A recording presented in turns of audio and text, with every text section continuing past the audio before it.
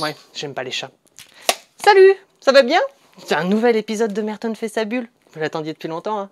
Ouais, je sais. La semaine dernière, je voulais faire un épisode.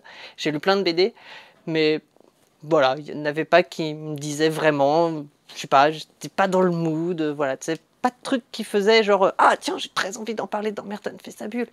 Alors du coup, je me suis dit que j'allais plutôt attendre un peu et lire des bonnes BD.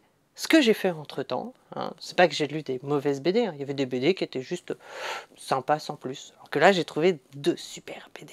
Bon bah on va en parler.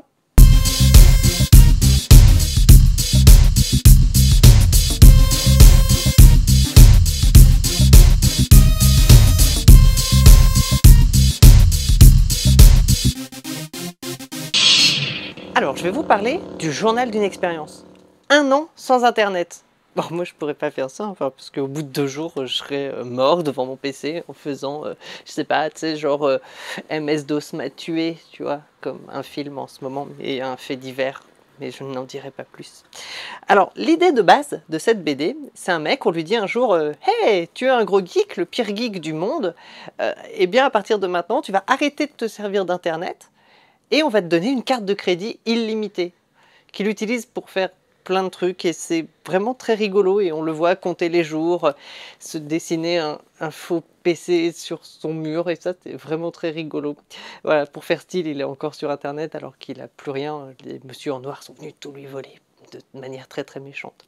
Donc comme vous voyez, il y a pas mal de pages, c'est quand même un gros pavé, c'est des petits gags un peu les uns après les autres, et c'est vraiment super drôle. J'ai adoré le moment de la rencontre avec ses amis où tout le monde parle de Facebook et lui il n'y est plus, du coup il a plus internet et il se sent complètement largué. Donc voilà, non, c'est vraiment super drôle, et ça je le conseille, c'est très très marrant. En même temps non, je le conseille pas. Parce que si vous avez plus internet, vous pourrez plus regarder mes vidéos et dire à vos amis de regarder mes vidéos. Du coup, ne lisez pas du tout cette BD. Voilà. Pour continuer dans le récit d'expérience un petit peu, je vais vous parler de Yatu. Alors peut-être que vous la connaissez déjà parce qu'elle a un blog BD qui est plutôt beaucoup fréquenté. Et elle l'a mis donc aux éditions 12 bis, son expérience de comment elle a eu un stage dans une boîte de com. Et c'est assez rigolo, hein.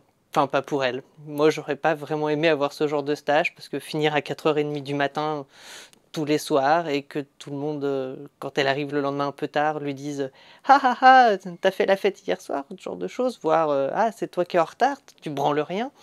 Vraiment, c'est un peu bizarre.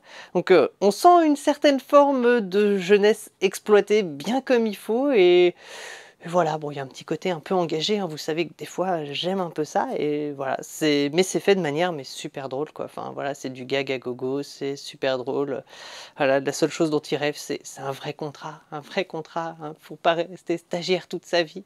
Il y a un rêve absolument magnifique où elle voit genre, elle est vieille, elle a une petite fille qui lui fait «Maman, il faut que tu remplisses la case pour l'école», et en profession elle écrit stagiaire, et voilà, et genre elle se réveille en pleine nuit genre «Ah mon Dieu, c'est horrible!» Voilà.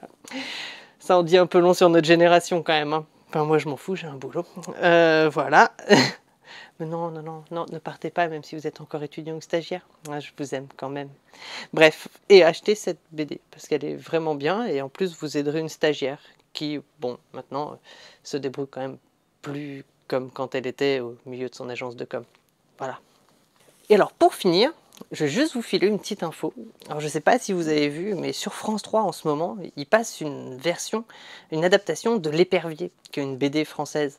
Et j'ai dit beaucoup de mal des séries françaises. Et ben là, bon, je vais pas dire du bien, même si quand même, j'ai beaucoup aimé le début, les 2 derniers épisodes étaient un peu plus faiblards, mais quand même ça se laisse regarder. Alors pour une fois qu'une BD une BD française, oui non, les BD françaises sont cool, mais qu'une série française se laisse regarder, ça vaut quand même le coup d'œil. Et en plus, au bout de 4 épisodes, ils ont quand même pris le bateau. On se demandait un peu combien de temps ça allait durer, parce que normalement la BD, il y a beaucoup de bateaux, et là ils ont mis un peu de temps, hein, on sent que ça manque un peu de budget, mais en tout cas, c'est quand même sympa, les acteurs sont pas mauvais, ce qui est quand même assez rare aussi dans les séries françaises, ça change. Donc comme j'ai été extrêmement positivement marqué par le fait que ce soit pas juste nul et qu'on ait envie de vomir, regardez, jetez-y un œil. En plus c'est une adaptation de BD, donc ça va bien dans le thème. Jetez-y un œil, hein, je pense que ça doit passer sur le replay de France 3. ça vaut quand même le coup de, voilà, ça vaut quand même le coup d'œil. Bonne semaine, ciao!